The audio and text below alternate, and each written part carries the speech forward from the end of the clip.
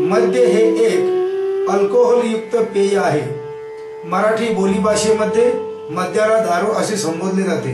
मद्याचे जगातील बहुतांशी देशांमध्ये सेवन केले जात असले तरी प्रत्येक देशाचे मद्य सेवनाबाबत वेगवेगळे कायदे आहेत।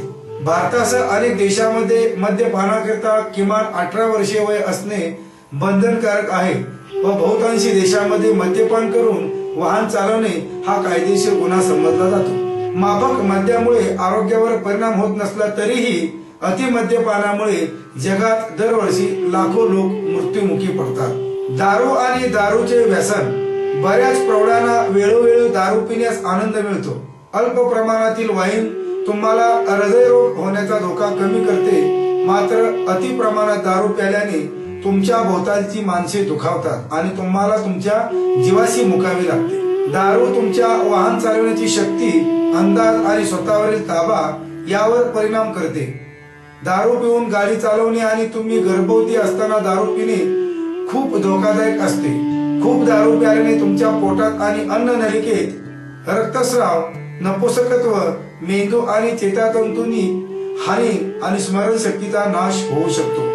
काही माणसे दारू पिणे रोखू शकत नाहीत। बरेचसे मद्यपी हे निराश असतात आणि त्यांच्या समस्या निवारण्यासाठी आणि वेळ मजेत घालवण्यासाठी ते दारू पितात। दारू न पिणाऱ्यापेक्षा दारू पिणाऱ्यांची नोकरी जाण्याची आणि ते रस्त्यावर येण्याची शक्यता जास्त असते। दारूच्या गैरवापराची लक्षणे। आठवड्यातून बऱ्याचदा किंवा दर दिवशी सातत्याने दारू पिणे, वचन देऊनही दारू पिण्यावर नियंत्रण ठेवता न येणे, दारूमुळे अटक होणे, मारामारी होणे किंवा कामावर न जाणे, भोवतालचे सगळे सांगत असूनही स्वतःला काहीच समस्या नसल्याचे वाटणे, मुलांमध्ये दारू पिण्याचे प्रमाण तिप्पट।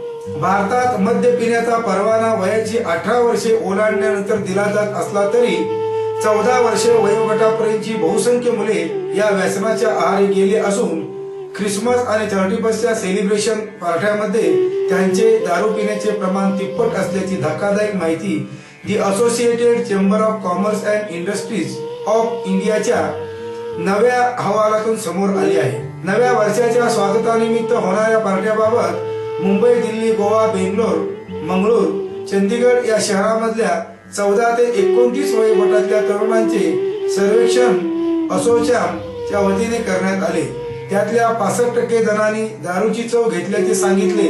15 ते 18 वयोगटाच्या मुलांचे दारू पिण्याचे प्रमाण गेल्या 10 वर्षात दुप्पट झाल्याचे हा अहवाल सांगतो। दारू पिण्यापेक्षा या वयोगटातल्या 60% मुलांचे स्वतःवरील नियंत्रण राहत नाही याचा धोका जास्त असल्याचे असोचॅमच्या आरोग्य विभागाचे चेअरमन बी.के. राव यांचे म्हणणे आहे। अशा परिस्थितीत मुलांमधील वासना आणि क्रोध उफाळून येतो। गेल्या वर्षीच्या तुलनेत यंदा दारू पिण्याचे प्रमाण दुपटीने वाढेल असाही अंदाज या अहवालात व्यक्त करण्यात आला आहे। अनेक कॅफे आणि फास्ट फूड सेटर्स मध्ये बियर मिळू लागली आहे। पब आणि बार मध्ये सुद्धा दिवसा सवलतीच्या दरात मद्य देतात। तसेच हुक्का पार्लर मध्ये ओडका किंवा वाईनचा बेस असतोच। अनेक ठिकाणी 18 वर्षाची अट न पाळली जात नसल्याने किशोरवयीन मुलांना सहज मद्य उपलब्ध होत असल्याची माहिती या अहवालातून पुढे आली आहे। 20 ते 29 या वयोगटातल्या 69% तरुणांनी पहिल्यांदा दारूची चव 31च्या पार्टीत घेतल्याचे कबूल केले आहे। 1958 मध्ये भारतात मद्य पिणाऱ्याचा वयोगट 18 वर्षापुढे होता। आता तो निम्म्याने कमी होऊन चक्क 14 वर्षापर्यंत घसरला आहे। नैराश्यात असताना दारू घ्यावीशी वाटते असे 52% मुलांनी सांगितले, तर 42% मुलांना दारूच्या नशेची वेळ लागली आहे, तर 3 ते 4 पेक पिणे हे 72% मुलांना कूल वाटते। आधी फ्रुट्स फ्लेवर्स पिये, त्यानंतर ब्रिझर आणि त्यानंतर ओळखा असा मुलांच्या मद्यपानाचा प्रवास सुरू होतो। 31 ख्रिसमस, मित्रांचे वाढदिवस, शाळेच्या फेअरवेल पार्टीत पहिल्यांदा दारू प्यायल्याची मुलं सांगतात। हाती सहज खेळणारा पैसा, पालकांचे दुर्लक्ष, मित्रमंडळीचा दबाव, दारू न पिण्याची गुप्त ग्रुपमध्ये होणारी थट्टा अशा अनेक कारणामुळे मुले व्यसनाच्या आहारी जातात। मित्रमंडळी सोबत रात्री घराबाहेर होतो तेव्हा पहिल्यांदा ब्रिझर आणि ओळखा प्यायल्याचे काही 13 वर्षाच्या मुलांनी सांगितले। दिल्ली आघाडीवर। दिल्लीत किशोरवयीन मुलांमध्ये दारू पिण्याचे प्रमाण सर्वात जास्त असून त्या खालोखाल मुंबई, गोवा, चंदीगड आणि बेंगळुरू यांचा क्रम लागतो. दारू. सर्व दारूमध्ये येथील अल्कोहोल कमी अधिक प्रमाणात असतेच. यात अनेक प्रकार आहेत. देशी दारू आणि घरगुती किंवा हातभट्टीची दारू जास्त प्रमाणात घेतली जाते. वाईन्स. यापैकी घरगुती वाईन ही कमी मद्यार्क असल्यामुळे म्हणजे 5 ते 10% इतर दारूप्रमाणे तिचे फारसे दुष्परिणाम होत नाहीत. घरगुती वाईन द्राक्षे, मोहाची फुले, तांदूळ, गूळ, काकवी, काजू इतर कोणत्याही गोडसर वस्तूपासून तयार केली जाते. वाईन हा प्रकार मुरवलेल्या पदार्थापासून बनवतात. त्यात पाणी व इतर पदार्थही असतात, म्हणून मद्यार्काचे प्रमाण सौम्य असते.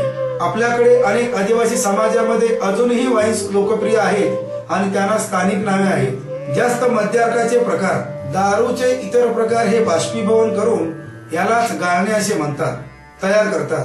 त्यात मद्यार्क जास्त असते. देशी दारू 40 ते 50% मद्यार्क असतो, अर्थात ती कडक दारू असते. हातभट्टीची दारू ही ह्यासारखीच कडक असते, पण त्यात किक येण्यासारखी आणखी काही पदार्थ, नवसागर, बॅटरीचे सेल इत्यादी असतात.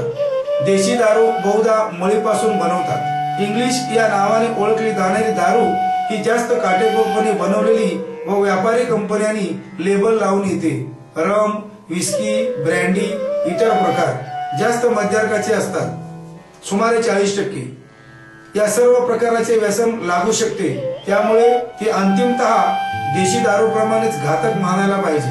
भारतात सुमारे 21% पुरुष कमी अधिक प्रमाणात दारू घेतात असे आढळते. वाईन सौम्य म्हणून कौटुंबिक पातळीवर वापरल्या जातात. त्याचा मादक परिणाम सौम्य असतो, त्या मानाने दुष्परिणाम अल्प असतात व कमी वेळ टिकतात. मात्र जास्त मद्यार्कामुळे इतर प्रकारची सवय लागण्याची शक्यता अधिक. बाजारो दारूमुळे जास्त व्यापक सामाजिक दुष्परिणाम होतात. तरीही आपल्या देशात कोणतीही दारू घातक आहे असे मानले जाते. काही सामाजिक कार्यकर्ते सौम्य व कडक असा भेद न करता पूर्ण दारूबंदीची भूमिका घेतात. जागतिक आरोग्य संघटनेने मात्र सौम्य मद्यार्काला शरीराला काही प्रमाणात औषधी उपयोग होतो अशी भूमिका घेतली आहे. दारूचे शारीरिक परिणाम. अल्प प्रमाणात घेतल्यास मद्यार्क हे भूक वाढवणारे, ऊब आणणारे, छाती साफ करणारे, रक्तवाहिन्या सवलावणारे रसायन आहे. माणसाला झोपेत ढकलण्यासाठी त्याचा वापर पुरातन काळापासून झाला आहे. पोटात घेतल्यानंतर मद्यार्क जठरातून रक्तात पसरते आणि काही मिनिटातच त्याचा परिणाम जाणवतो. मेंदूवर त्याचा शामक परिणाम होतो आणि सुरुवातीस विचार संतावणे, तरंगणे, हलके वाटणे इतर परिणाम जाणवतो. बऱ्याच लोकांना एवढ्याचा परिणाम अपेक्षित असतो आणि इथे ते थांबवू शकतात. जखमा निर्जंतुक करण्यासाठी दारू वापरण्याची पद्धत पूर्वीपासून आहे, पण मद्यार्क हा जातीने मादक पदार्थ आहे. मद्य म्हणजे मादक. त्यांचे शरीराला व्यसन लागते. हळूहळू त्या सुखद परिणामासाठी त्याचे प्रमाण वाढवावे लागते. याचा अर्थ असा की स्वतःचे किंवा इतराचे नियंत्रण नसल्यास दारूचे हळूहळू व्यसन लागत जाते. हे प्रत्येकाच्या बाबतीत होत नाही, पण अनेक जणांना मात्र व्यसन लागते हे लक्षात असू द्या. 31 मुळे दारू तस्करीत वाढ होती. कराड येऊन घातलेल्या 31 डिसेंबरच्या पार्श्वभूमीवर जिल्ह्यात पुन्हा एकदा दारूच्या तस्करीचे प्रमाण वाढले आहे. राज्य उत्पादन शुल्क व पोलीस खात्याने कितीही मनावर घेतले तरी ते कमी होताना दिसत नाही. गोवा, दीव व दमण आदी ठिकाणावर येणारी कंट्री मेड अवैध दारू विकणाऱ्यांची संख्या मोठी आहे. एखाद्या कारवाईनंतर तपास कामात ढिसाळपणा होत असल्याने दारूची तस्करी रोखणे आव्हानात्मक बनले आहे. जिल्ह्यात वर्षभरात 2-3 मोठ्या कारवाया झाल्या की त्या कारवायामागे लाखोची अवैध उलाढाल खपली जात आहे. त्यातून अवैध दारू विकणाऱ्यांचे अर्थपूर्ण संबंध प्रस्थापित होताना दिसतात. सरत्या वर्षाला निरोप देण्यासाठी अनेक जण वेगवेगळे प्लॅनिंग करत असतात. त्यात दारूचा स्टॉक करून ठेवण्याची संख्या मोठी असते. दारूची जादा मागणी लक्षात घेऊन ती दारू गोव्याहून आणून विकणाऱ्यांची संख्याही वाढत आहे. जिल्ह्यातील दारू अड्डा चालवणाऱ्यांना राजकीय पाठबळ आहे. पोलीस किंवा उत्पादन शुल्क खाते या कामी अत्यंत कमी काम करत आहेत. 6 महिन्यापूर्वी कराडला तासवडे येथील विदेशी बनावटीच्या दारू बाटल्यांची बुचं तयार करण्याच्या कारखान्यावर छापा टाकून उत्पादन शुल्क खात्याने सुमारे 3,44,000चा मुद्देमाल जप्त केला होता. 3 डाय मशीनसह सुमारे 76 पोती बुचे जप्त करून परप्रांतीयासह दोघांना अटक झाली होती. मात्र त्या तपासाचे पुढे काय झाले त्याची माहिती कोणालाही देण्यात आली नाही. परिणामी पुन्हा विदेशी बनावटीच्या दारूची तस्करी होताना कुडाळला काही जणांना अटक झाली. 6 ते 7 महिन्यात अनेक वेळा अशी दारू व त्यांची विक्रीही झाली. त्यांची माहिती सर्वच अधिकारी पातळीवर आहे. मात्र त्यात कारवाईऐवजी अर्थपूर्ण व्यवहार पाळून सलोख्याचे संबंध निर्माण झाले. विसंगती ठरते बळ. 5 वर्षात किमान 7 ते 8 वेळा कराडला बनावट दारू किंवा विदेशी बनावटीची दारू घेऊन येणाऱ्यांना पकडण्यात आले. मात्र त्यातील एकाचाही तपास व्यवस्थित झाला नाही. पोलीस व उत्पादन शुल्क खाते कधीच समन्वय ठेवून काम करीत नाही. त्यांच्या तपासातील व संवादातील विसंगतीचा परिणाम म्हणून अवैध दारू विक्री करणाऱ्यांना बळ मिळत गेले व त्याच व्यवसायही फुलत गेला. नको इतका नफा त्यांच्या वाट्याला आला. त्यातील काही भाग उत्पादन शुल्काच्या तर काही भाग पोलिसांकडे वर्ग झाला. त्यामुळे विदेशी दारूचा महापूर आजही वाढतोच आहे. जिल्ह्यात दारूबंदीची मोहीम मोठ्या प्रमाणावर सुरू होती. 18 गावात दारू विक्री बंद झाली. मात्र दारूबंदी करणाऱ्यांपेक्षा दारूचे अड्डे चालवणारे अधिक बळवाख होऊन गेले. त्यामुळे 5 वर्षापासून ही मोहीम थंडावली. दारूबंदीची मोहीम कराड तालुक्यातील ओळ गावाहून सुरू झाली आणि त्याच मोहिमेला खेळ ही कराड तालुक्यातील हजारमाची येथे बसली. सीमावर्ती भागाचा असाही फायदा. सातारा जिल्ह्यालगतच्या सांगली, सोलापूर व कोल्हापूर जिल्ह्यातील अनेक लोक येथे बनावट दारू विक्री करण्यासाठी प्रयत्न करताना दिसतात. शासकीय अधिकाऱ्याच्या मानसिकतेचा अभ्यास करून असे लोक सीमावर्ती भागात कार्यरत झाले आहेत. अड्डा एका जिल्ह्यात आणि विक्री पलीकडच्या जिल्ह्याच्या हद्दीत ते करत असल्याचे स्पष्ट होते आहे. जिल्हा हद्द बदलली की शासकीय अधिकारी कारवाई करताना दिसत नाहीत. त्याचाच फायदा अवैध दारू विक्री करणारे उठवत आहेत. नावट बुचे होतात सप्लाय. कराडला मध्यंतरी बुचे जप्त करण्यात आली. बनावट दारू तयार करणाऱ्या कारखान्याकडे ती सप्लाय होत होती. बुच येथे व त्यांचे प्रिंटिंग मुंबईला होत होते. रॉयल स्टॉक व इम्पेरियल ब्ल्यू या 2 कंपन्यांची बनावट बुचे तयार केली जात होती. आजही जिल्ह्यातील काही ठिकाणाहून अशी बुच सप्लाय केली जात आहेत. दारूच्या दुष्ट चक्रातून सुटका. माझं नाव राहुल. मी एक दारुडा आहे. केवळ परमेश्वराची आणि अल्कोहोलिक निसमची कृपा. याच बरोबर माझ्या बांधवांनी व माझ्या प्रेमळ पत्नीची मदत आणि सहकार्य याचमुळे आज मी विषारी दारूच्या घातक स्फोटातून आनंदाने दूर आहे. खूप सुंदर जीवन. अतिशय चांगल्या कुटुंबातील मोठा मुलगा. सर्व कुटुंबियांच्या आशा माझ्यावर होती. हा भविष्यात घराचे नाव काढणार, कोणीतरी मोठा माणूस होणार असे सर्वांना माझ्या लहानपणापासून वाटत होते. त्याचप्रमाणे माझी वाटचाल ही सुरुवात होती. वयाच्या 18व्या वर्षीच नोकरी लागली व हातात पैसा येऊ लागला. घरी पैसे देण्याची गरज नव्हती. हाती गाडी आली. आयुष्यात प्रचंड आनंद भोगवायचा. सर्वसामान्यासारखे जीवन आले नाहीच.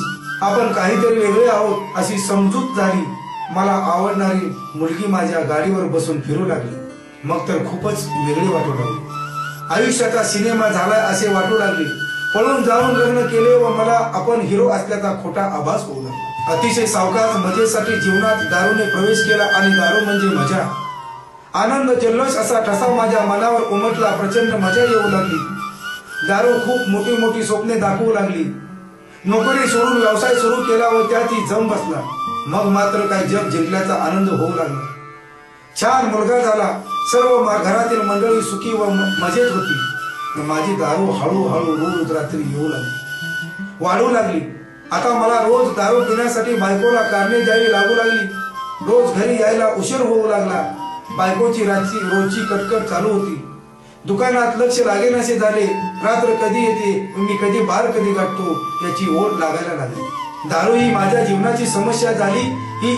आणि या अविवेकी दारूपायी वारंवार पैशाची चणचण व त्यामुळे बायकोशी रोजची भांडणे व मारामार यामुळे संसार रोज मोडू लागला. असे का झाले, का होत आहे व मला दारू एवढी का प्यावी लागत आहे हे कळेनासे झाले. दारू पिण्यासाठी घरात चोऱ्या सुरू झाल्या. व्यवसाय बंद पडण्याच्या मार्गावर आला व माझ्या वागण्याने बायकोलाही नोकरी करावी लागली हे उघड झाले. या हताश परिस्थितीत खूप दारू पिऊ लागलो. एकटाच घरात बसून राहायचंय. मुलावर माझ्या या वागण्याचा परिणाम होऊ नये म्हणून त्याला माझ्या आई वडिलांकडे ठेवले. पैसे अपुरे पडू लागल्यामुळे दारूचा दर्जा घसरला. घरातील सर्व हादरले होते. बायकोने आशा सोडली होती व मी मृत्यूची वाट बघत लागलो होतो. एका चांगल्या मुलाचा दारूने राक्षस केला होता. त्या दारूच्या नशेत बायकोच्या चरित्रावर संशय घेऊ लागलो. बायकोवर नाही ते आरोप करू लागलो. नराधामासारखा वागू लागलो. वेळ लागल्यासारखा बडबडू लागलो. मग मात्र बायको घाबरली, घरचे हादरले व माझ्या दारू सोडण्याचे प्रयोग सुरू झाले. सतत व्यसनमुक्ती केंद्राच्या फेऱ्या सुरू झाल्या. मग मी दारू थांबवायला तयार नव्हतो. भांडणे, मारामाऱ्या, पोलीस केस, कोर्ट कचेरी सुरू झाली. पोलिसांचा मार पण सुटेना. बायको सोडून गेली व मी आई वडिलांकडे लाचार जीवन जगू लागलो. दारू प्यालो तर घराबाहेर राहावे लागत व व्यसनमुक्ती केंद्रातूनही हाकलून देण्यात आले होते. म्हणून दारू पीत नव्हतो, पण मनात प्रचंड राग होता.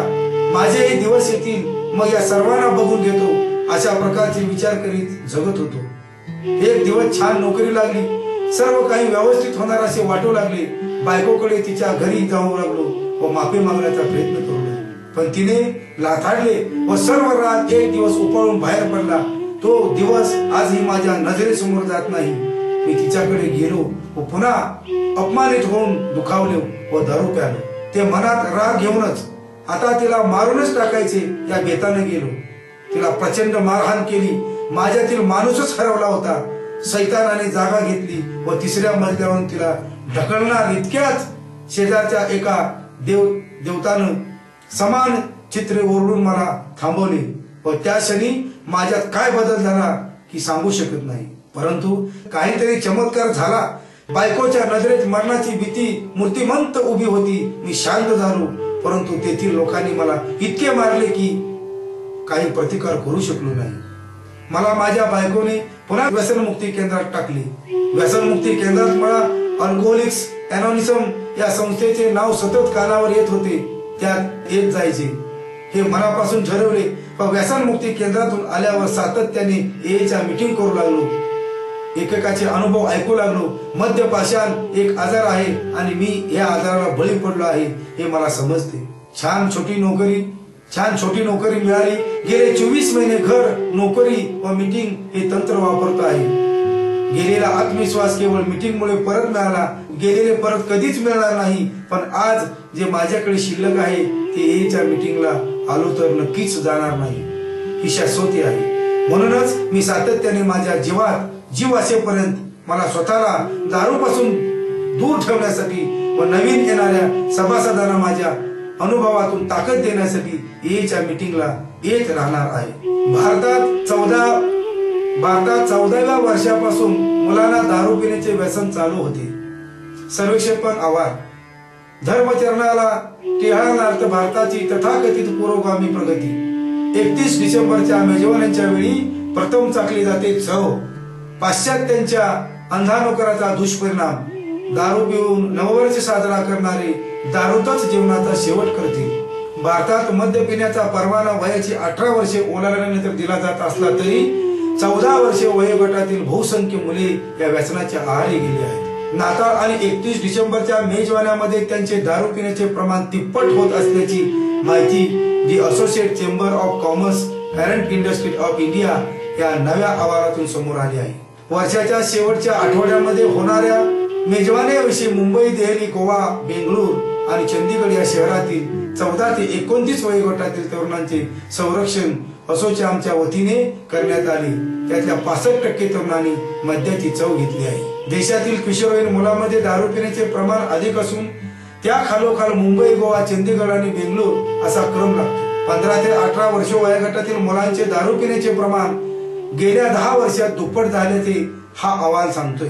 दारू पिण्यापेक्षा या वयोगटातील 60% मुलांचे स्वतःवर नियंत्रण राहत नाही याचा धोका अधिक असल्याचे असोचॅमच्या आरोग्य. दारू पिण्यापेक्षा या वयोगटातील 60% मुलांचे स्वतःवर नियंत्रण राहत नाही याचा धोका अधिक असल्याचे असोचॅमच्या आरोग्य विभागाने अध्यक्ष BK राव यांचे म्हणणे आहे. त्या परिस्थितीत मुलांच्या वासना आणि क्रोध जागृत होतो. मातृभूमी व्यसन निर्मूलन संस्था जय व्यसन मुक्ती.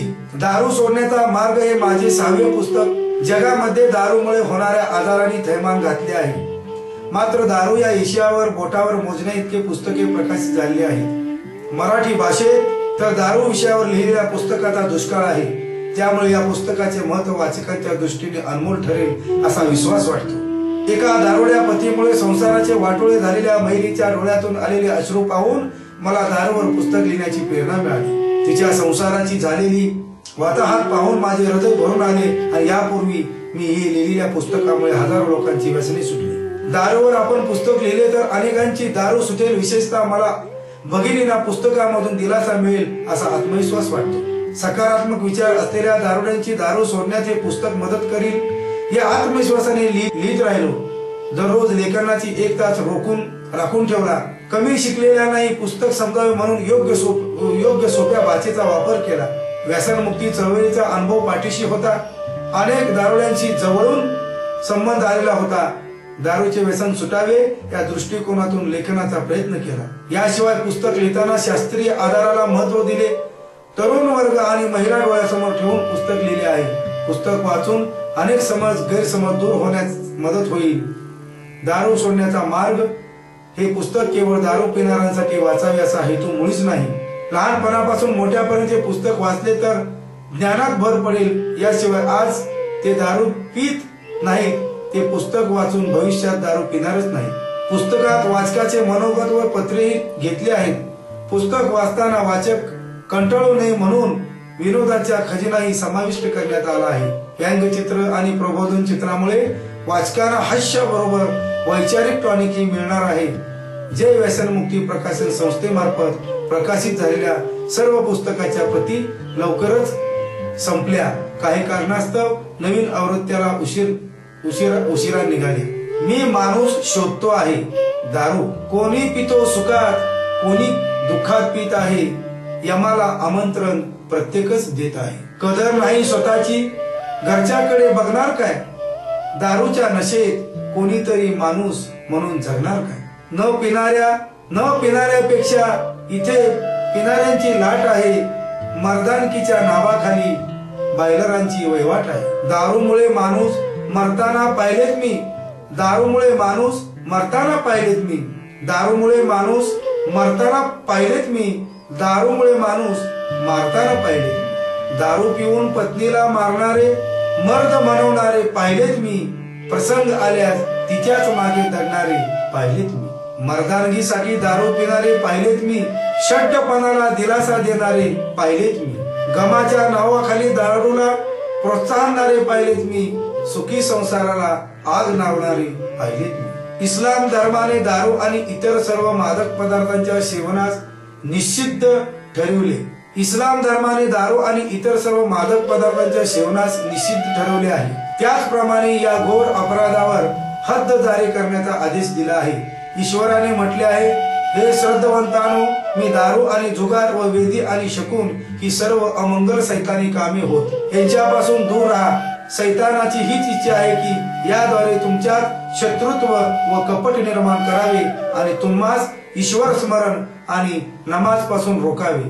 जिंग अगर नशा आणणारा प्रत्येक पदार्थ दारूच्या परिभाषेत मोडतो आणि अशा प्रकारचा प्रत्येक पदार्थ अथवा दारू, मदिरा वगैरे निषिद्ध आहे. मदिरपानाचा गुन्हा सिद्ध होण्याच्या अटी व शर्ती. दारू पिणारी व्यक्ती वयात आलेली आणि विवेक न हरवलेली असावी. त्या व्यक्तीने कोणाच्याही दबावास बळी न पडता स्वतःच्या मर्जीने दारू पिलेली असावी. भुकेने आणि रोगाने ग्रस्त झालेला व या ग्रस्तेमुळे विवेक हरवून दारू पिलेली नसावी. दारू पिणे हे निश्चित असल्याची कल्पना असावी. दारू पिण्याचा पुरावा असावा. कमीत कमी 2 सज्जन लोकांनी आपल्याला डोळ्यांनी पाहिले असावे अथवा गुन्हेगाराने स्वतः कबुली द्यावी अथवा त्याच्या तोंडून दारूचा वास यावा, दारूची उलटी व्हावी अथवा वैद्यकीय तपासणीतून दारू पिल्याचे निष्पन्न व्हावे. मदिरा पानाची शिक्षा. इस्लामी कायद्यामध्ये मदिरा पानाची शिक्षा 40 कोरडे मारण्याची आहे. वरील अटी व शर्ती पूर्ण झाल्यावर अपराधाला शिक्षा देण्यात येईल. दारू म्हणजे काय रे भाऊ? दारू आणि दारू पिणाऱ्या माणसाकडे समाजात एका वेगळ्याच नजरेने बघितले जाते. अरे तो दारू पितो, एवढा आहे पक्का साला. त्या दारूने त्याच्या संसाराची जुळजाण उडाली आहे. त्याच्याशी बोलून काय उपयोग नाही. तारेल असेल तो असे आणि अशा प्रकारची मतं ऐकून घेतात साधारणपणे.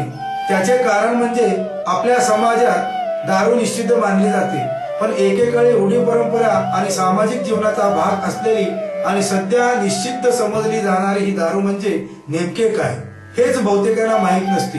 ऐकीव किंवा काही एक ते दोन वाईट उदाहरणावरून वेगवेगळे मतप्रवाह बनलेली दारू म्हणजे नेमके काय. चला तर आज आपण इथूनच बघूया. कोणत्याही शर्करायुक्त धान्यातल्या अथवा फळ किंवा फुलातल्या शर्करेचे रूपांतर इथाईल अल्कोहोल मध्ये करून त्यापासून तयार होणारे आणि झिंग आणणारे मादक पेय म्हणजे दारू, ही अशी सरसकट व्याख्या करता येईल. त्यासाठी अतिरिक्त किंवा विपुल प्रमाणात शर्करा आणलेले धान्य, फळ अथवा फूल हे महत्वाचे आहे. अगदी साध्या आंबवणे या नैसर्गिक प्रक्रियेचा वापर करून शर्करेचे रूपांतर अल्कोहोल मध्ये केले जाते आणि ह्या तयार झालेल्या अल्कोहोलयुक्त द्रवामध्ये मूळ कच्च्या मालाचे वास, चव हे गुणधर्म आलेले असतात. त्यावर प्रक्रिया करून ते आणखीन खुलवले जातात किंवा पूर्णपणे घालून टाकले जातात. त्या दारू प्रकारावर ते अवलंबून असते आणि या सर्व प्रक्रियेमध्ये खनिजयुक्त पाण्याचे महत्व अनन्य साधारण आहे. आता ह्या सर्वावरूनच दारू ही शुद्ध शाकाहारी असते असे म्हणता येऊ शकेल. दारूच्या व्याख्येनंतर येतात दारू प्रकार. दारूचे ढोबळमानाने ती कशा पासून बनवली आहे आणि त्यातले अल्कोहोलचे प्रमाण किती ह्यावरून दोन प्रकार पडतात, लिकर आणि ल्युकियर. लिकर म्हणजे धान्यापासून बनवलेली आणि ल्युकियर म्हणजे फळांपासून बनवलेली. लिकर म्हणजे जनरली जेवणापूर्वी घेण्याचा पेय प्रकार, तर ल्युकर म्हणजे जेवणानंतर घेण्याचा प्रकार. लिकर हा जनरली पुरुष वर्गात लोकप्रिय असलेला प्रकार, तर ल्युकर म्हणजे महिला वर्गात लोकप्रिय असलेला प्रकार. इथे कोणत्याही प्रकारचा वाद अपेक्षित नाही. स्त्री मुक्ती मोर्चाने इथे दुर्लक्ष करावे. लिकर आणि ल्युकियरचे वेगवेगळे उपप्रकार पडतात. ती दारूच्या व्याख्येनंतर येतात दारूचे प्रकार. दारूचे ढोबळमानाने ती कशापासून बनली आहे आणि त्यातले अल्कोहोलचे प्रमाण किती यावरून दोन प्रकार पडतात, लिकर आणि ल्युकियर. लिकर म्हणजे धान्यापासून बनलेली आणि ल्युकियर म्हणजे फळांपासून बनलेली. लिकर म्हणजे जनरली जेवणापूर्वी घेण्याचा पेय प्रकार, तर ल्युकियर म्हणजे जेवणानंतर घेण्याचा प्रकार. लिकर हा एक जनरली पुरुष वर्गात लोकप्रिय असलेला प्रकार, तर ल्युकर म्हणजे महिला वर्गात लोकप्रिय असलेला प्रकार. लिकर आणि ल्युकरचे वेगवेगळे उपप्रकार पडतात. ती कशापासून बनली जाते यावरून. विस्की प्रामुख्याने बार्ली या धान्यापासून बनली जाणारी लिकर. जगातल्या वेगवेगळ्या भागात ती वेगवेगळ्या धान्यापासून बनली जाते, पण प्रामुख्याने विख्यात असलेली विस्की, स्कॉच विस्की स्कॉटलंड मध्ये बार्ली पासून बनवली जाते. अमेरिकन विस्की बर्बन ही मक्यापासून बनली जाते. कॅनेडियन विस्की राय या धान्यापासून बनली जाते. कॅरिबियन बेटावर प्रामुख्याने बनणारे रम ही ऊसापासून बनते. जपानीज साके आणि सोचू तांदळापासून बनते. मेक्सिकन टकीला अगावे या कंदापासून बनते. ओडका बार्ली तसेच बटाटा यापासून बनते. जीन ही शेतीजन्य पदार्थापासून मिळवलेल्या अल्कोहोल मध्ये ज्युपियर बेरी या फळाचा स्वाद मुरवून बनली आहे. ल्युकियर्स या संत्री, स्ट्रॉबेरी, ब्लूबेरी, सफरचंद, केळी अशा अनेक फळांपासून बनल्या जातात. तसेच काही वनस्पती, कंदमुळे, झाडांच्या साली, गवत अशा वेगवेगळ्या घटकांच्या मिश्रणातून बनल्या जातात. त्या चवीला त्यामुळे गोड असतात. भारतात बनणारी दारू ही हस्सल दारू नसते. साखरेच्या मळीपासून मिळणाऱ्या अल्कोहोल मध्ये वेगवेगळे स्वाद आणि कृत्रिम रंग मिसळून भारतीय बनावटीची पण विदेशी फॉर्म्युल्याची दारू तयार होते. यात कास्क मध्ये अमुक एक वर्ष मुरवणे वगैरे असला शास्त्रोक्तपणा नसतो. इंडियन मेड फॉरेन लिकर हा एक उच्चंभू आणि महागडा दारू प्रकार आहे. भारतात मोठ्या हॉटेलमध्ये सर्वा केला जातो. प्रख्यात विदेशी ब्रँडच्या दारूचे भारतात उत्पादन केले जाते. बॉटलर दारू आयात केली ती उत्पादित वस्तू असल्याचे तिच्यावर साधारण 100 ते 150 आयकर भरावा लागतो. त्यामुळे जर बॅटल्स न केलेली दारू आयात केली तर तो कच्चा माल बनवून त्यावरील ड्युटी कमी होते आणि मग या आयात केलेल्या दारूला साखरेच्या मळीपासून मिळणाऱ्या अल्कोहोल पासून बनलेल्या दारूमध्ये ब्लेंड करून त्या दारूची चव वाढवली जाते आणि मूळ विदेशी चवीची मिळती जुळती चव आणली जाते। या उलट हाटबत्तीची दारू म्हणजे मूलभूत शास्त्रीय प्रक्रिया एकच, पण बनवण्याची पद्धत एकदम अशास्त्रीय। अस्वच्छ पाणी, नवसागर आणखी स्ट्रॉंग करण्यासाठी त्यात मिसळलेली वेगवेगळी घाणेरडी रासायनिक द्रव्ये, यामुळे ती दारू एक मादक पेय न राहता विषारी द्रव्य बनते। माणूस तिच्या आहारी जाऊन ती त्यांच्या विनाशाला कारणीभूत ठरते। ही असली दारू भयंकर स्वस्त असते, कारण बनवण्याची पद्धत एकदम अशास्त्रीय असल्याने उत्पादन खर्च कमी असतो। या दारूचे मुख्य उद्दिष्ट झटकन जोरदार किक देणे एवढाच असतो। त्यामुळे कच्चा माल दर्जाहीन असला तरीही काही फरक पडत नाही, कारण इथे चवीचे कुणाला पडलेच नसते। डोळे मिटून भर गलास आणि कर खलास असे करून असलेल्यांना विवंचना घटकावर विसरून जाणे हाच मुख्य उद्देश असल्याने स्वस्तात मस्त असलेला हा माल फार खपतो। या प्रकारच्या दारूमुळे दारू वाईट असा सरसकट समज झाला आहे। या हातभट्टीच्या दारूपेक्षा अजून एक जरा बरा प्रकार म्हणजे देशी दारू किंवा सरकार मान्य दारू। हातभट्टीच्या दारूमध्ये वापरल्या जाणाऱ्या घातक पदार्थावर आळा बसावा म्हणून सरकारने दारू विकण्याची पद्धत आणि त्यासाठी वापरल्या जाणाऱ्या कच्च्या मालाची मानके ठरवून दिली आहेत। त्यानुसार बनणारी ही देशी दारू सरकार मान्य हा जरी थोडा बहुत चांगला प्रकार असला तरीही स्वस्त असणे ही तिची महत्वाची गरज असल्याने तीही दर्जाहीन असते। आता दारू म्हणजे काय ते कळले, पण दारू प्यायल्यावर नेमके काय होते? खरं म्हणाल तर खूपच गंमत होते। दोन्ही अर्थाने जेवढी दारू प्यायली जाते त्यातली 20% पोटात शोषली जाते आणि 80% लहान आतड्यामध्ये शोषली जाते आणि त्यातले अल्कोहोल रक्तात मिसळून रक्ताभिसरण प्रक्रियेद्वारे शरीरभर पसरले जाते। हे प्रमाण वेगवेगळ्या घटकावर अवलंबून असते। जेवल्यानंतर दारू प्यायली असता शरीरात दारूतले अल्कोहोल शोषले जाण्याचा वेग कमी असतो, कारण पोट भरलेले असल्याने आतडी त्याच्या कामाला लागलेली असतात। त्यामुळे अल्कोहोल रक्तात मिसळून शरीरभर पसरायला वेळ लागतो। एकदा का ते रक्ताभिसरण प्रक्रियेद्वारे शरीरभर पसरायला लागते की ते मेंदूपर्यंत पोहोचते आणि गंमत व्हायला सुरुवात होते। वेगवेगळ्या घटकावर अवलंबून असते। जेवल्यानंतर दारू प्यायल्याचा शरीरात दारूतले अल्कोहोल शोषले जाण्याचा वेग कमी असतो, कारण पोट भरलेले असल्याने आतडी त्यांच्या कामाला लागलेली असतात। त्यामुळे अल्कोहोल रक्तात मिसळून शरीरभर पसरायला वेळ लागतो। एकदा का ते रक्ताभिसरण प्रक्रियेद्वारे शरीरभर पसरायला लागले की ते मेंदूपर्यंत पोहोचते आणि गंमत व्हायला सुरुवात होते। सेंट्रल नर्वस सिस्टम हळूहळू अल्कोहोलच्या ताब्यात जाऊन मेंदूचे काम करणे मंदावते आणि मेंदूचे संदेश शरीरभर पोहोचण्याचे काम करणाऱ्या ट्रान्समीटरपर्यंत परिणाम होऊन प्रतीक्षित क्रिया मंदावत आणि शरीराच्या हालचाली मंदावत त्याने एक सदावस्था प्राप्त होते। मेंदूच्या विविध भागाचे काम करणे मंदावले गेल्याने आणि आलेल्या सहजावस्थेमुळे एक वेगळ्याच कैफाची अनुमती मिळते। अर्थात हे सर्व दारू किती प्याले गेले आहेत त्यांच्या प्रमाणावर अवलंबून असते आणि तिथे माती ह्या उक्तीचे खूपच जास्त प्रमाणात जर दारू प्याली गेली तर सहज अवस्था न राहता पूर्ण ब्लॅकआउट अशी अवस्था होऊ शकते। ही दारू पचवण्याची शक्ती माणसावर अवलंबून असते। 30 मिली दारू शरीरात शोषली जाण्यास साधारणपणे 1 तास लागतो। शरीरात पसरत जाणारे हे अल्कोहोल हे शरीरासाठी एक अँटीबायोटिक असते।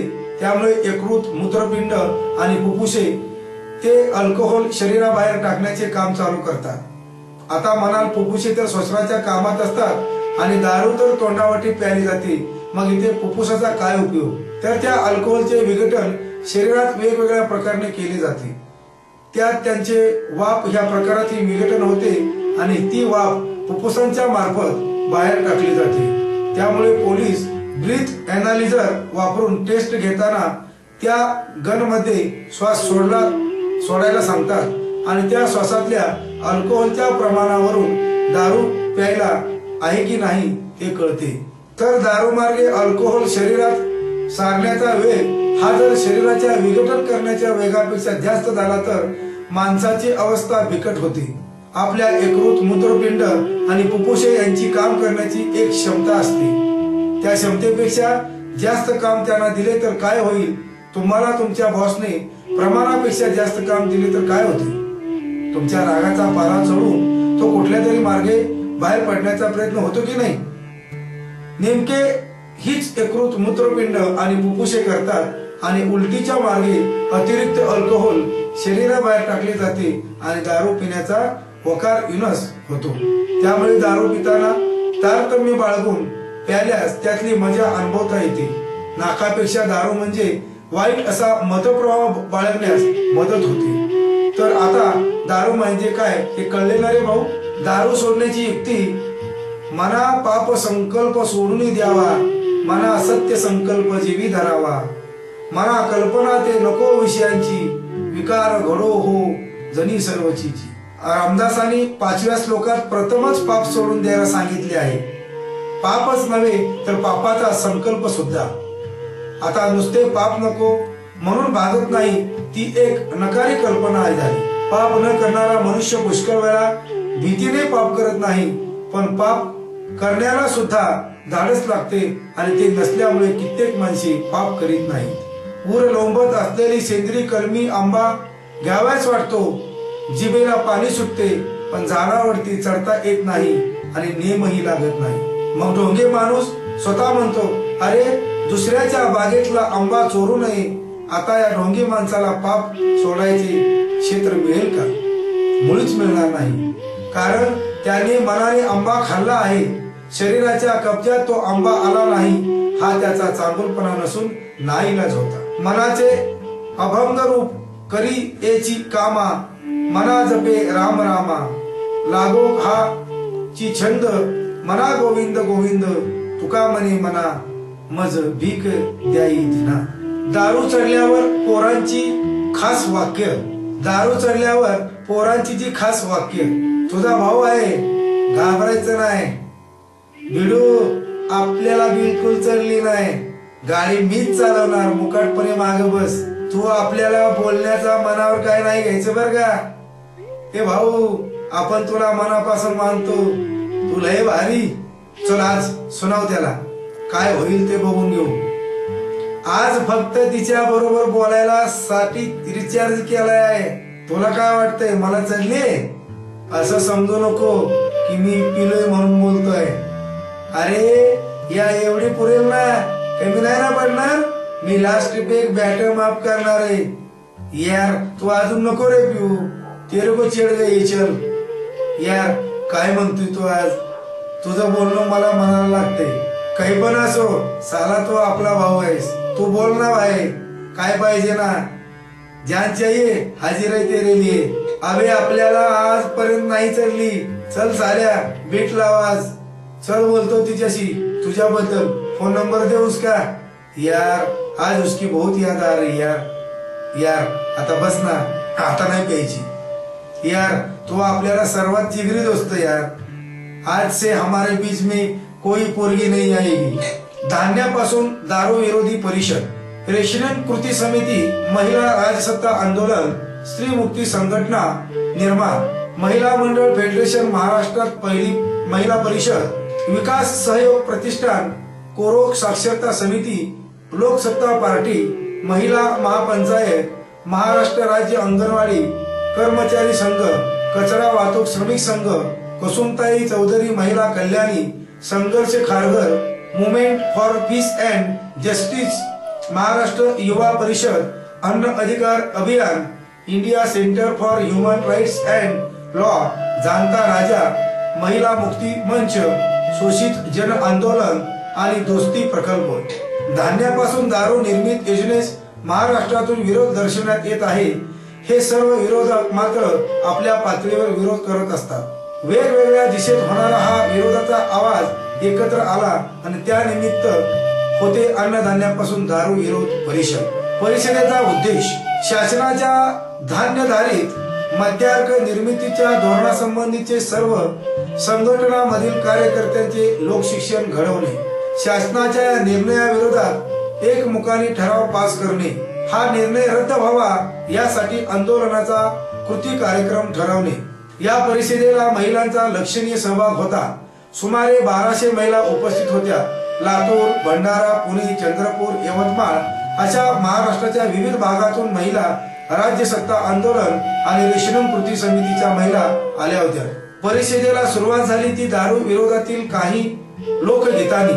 त्यानंतर निर्माणच्या महेश कुलकर्णी यांनी ज्वारीचे आत्मकथन नमूद केले। कार्यक्रमाला अध्यक्ष होत्या अंधश्रद्धा निर्मूलन समितीचे अध्यक्ष श्री नरेंद्र दाभोलकर व प्रमुख पाहुण्या होत्या आमदार अलका देसाई, आमदार आणि विधान परिषदेच्या सदस्य। त्यानंतर निर्माण सचिनने धान्यरहित मद्यार्क निर्मितीचे सरकारचे नेमके काय धोरण आहे, त्याचे स्वरूप, त्याचा इतिहास व त्याबद्दलची तपशीलवार माहिती सांगितली। त्यानंतर स्त्री मुक्ती संघटनेच्या सदस्या व स्वतः कचरा वेचक महिला असणाऱ्या सुशीला साबळे यांनी आपल्या मनातील दारूविषयीची व शासनाच्या या दारू प्रकल्पाची चीड कडक शब्दात व्यक्त केली। त्याने अगदी नेत्यांना चपलेने बदलून काढले पाहिजे असे मत व्यक्त केले। अन्न सगळ्या महिलांच्या मनातील या विषयीचा राग व्यक्त केला। त्यानंतर महाराष्ट्र मंडळ फेडरेशनच्या विजयताई भोसले यांनीही अशाच प्रकारचे मत व्यक्त केले। यानंतर लातूरहून आलेल्या महिला राजसत्ता आंदोलनाच्या कार्यकर्त्या मायाताई सोरडे यांनी त्यांना आलेले दारूमुक्तीतील अनुभव सांगितले। भिवंडी येथील उपसरपंच व माऊली बचत गटाच्या सदस्या संजीवनी गायकर त्यांनी या धोरणाविषयी चीड व्यक्त केली। रेशनिंग कृती समितीचे श्री सुरेश सावंत यांनी अन्न सुरक्षा आणि सरकारचे हे धोरण आणि माहिती देऊन असताना हे दाखवून दिले। महाराष्ट्रात अगोदरच रेशनसाठीच अन्नधान्य साठा कसा अपुरा आहे, त्यात ही दारू निर्मिती म्हणजे मूर्खपणाचा कळस होय असे नमूद केले। तसेच ज्वारी व बाजरी ही रेशनवर उपलब्ध करून दिल्यास शेतकऱ्यांनाही योग्य भाव मिळेल व गरिबांनाही खायला मिळेल असे मत व्यक्त केले। या परिषदेला लातूर येथे पाणी प्रश्नावर काम करणारे डॉक्टर रेड्डी हेही उपस्थित होते। त्यांनी पाणी प्रश्नांची सांगड व निर्णयाशी घालत दारू हवी की पाणी असा सवाल उपस्थित केला। परिषदेला उपस्थित असलेल्या काँग्रेस पक्षाच्या आमदार अलका देसाई यांनी सत्ताधारी पक्षच नव्हे तर युती शासनही या निर्णयासाठी जबाबदार असल्याचे प्रतिपादन त्यांनी केले आणि या परिषदेसाठी त्यांची उपस्थिती हा चर्चेचा विषय होता। त्यानंतर अध्यक्ष श्री नरेंद्र दाभोलकर यांनी आपल्या भाषणाला सुरुवात केली। त्यांनीही धान्यरहित दारू निर्मिती विरोधाला एका निवडणुकीचे स्वरूप देत ही लढाई दारू सोडा विरुद्ध दारू वाढवा या दोन पक्षात आहे असे मत व्यक्त केले। ही लढाई सोपी नसल्याची जाणीव त्यांनी करून दिली।